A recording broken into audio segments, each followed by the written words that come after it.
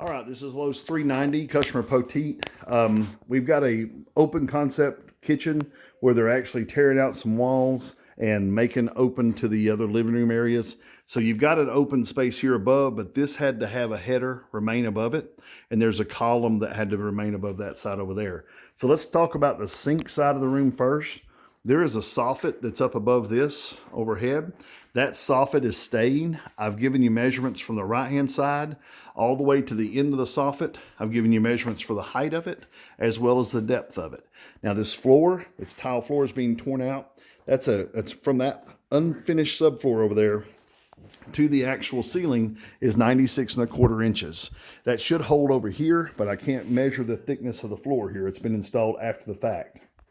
Now, one thing to look at on your soffit, if you look here, your soffit is actually longer than your door trim. So when I'm telling you that we need 1¼ inch margin right here, it's not going to be the same as the margin on the soffit. It's about 2 inches on the soffit. The soffit is longer than the door trim on that wall, okay? Now, I've given you measurements for the doors in the corner, the door trim to trim here, measurements around the window. Notice on the window that the actual window trim has been notched. See that there? And so the window trim on both sides, the cabinets are all the way up to the edge, 0 margin. I measured to the long point of the window trim from right here to right here, okay? So when we start looking at laying this out, we need to come up to those measurements, and that way we can have 0 margin on either side of the window. Underneath here, you've got a light fixture that's against the bottom of the soffit. But then you've also got right here on the top a valance. The valance may not be something that they maintain from one side to the other. That may be something they're going to change. Work with them on how that valance is going to look. Now down here in the bottom, there was drawers and doors to the right of the sink.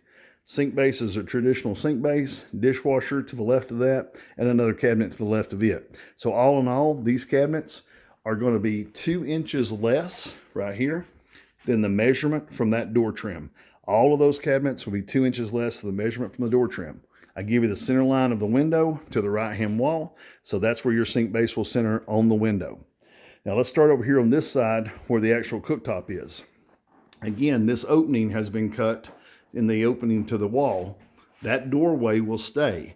So I give you a measurement behind the trim, trim to trim. That's going to be a piece of trim that's added back there.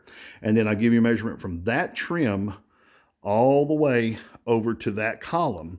And then on this column, the customer is going to wrap this column in drywall on the outside. Again, we want to stay about 2 inches in from the end of this drywall wrapped end, but this is an air return.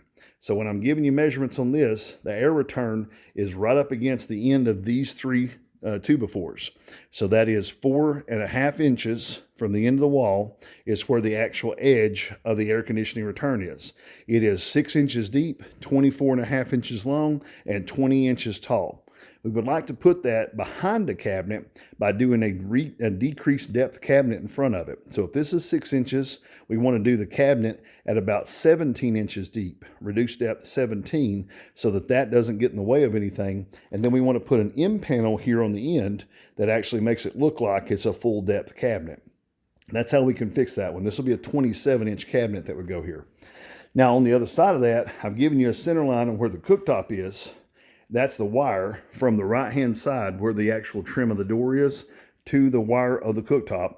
They would like to see a 3-drawer base wire be put here, a 3-drawer base cabinet be put here, and the top drawer voided so that they can have the drawer space underneath the cooktop.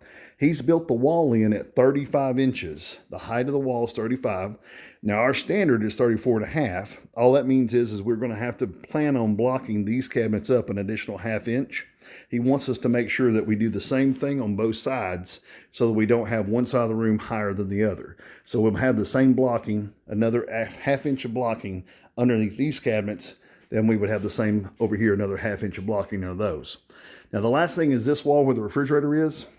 I give you a measurement from the corner of the room to the edge of the trim of that door.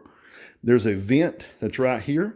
He's going to move that vent because he's actually taking all the floor up. He's going to move that vent to right here in this corner.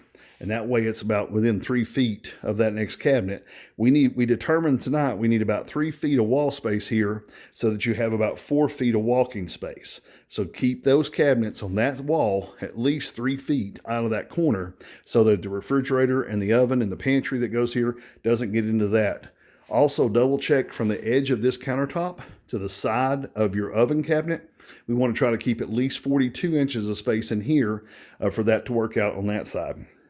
Now the refrigerator opening, the alternate opening for that, the customer was talking about putting it in this corner. If you decide you want to do that, that's fine. The cabinet above it will be 12 inches deep. 38 inches though comes out to right here.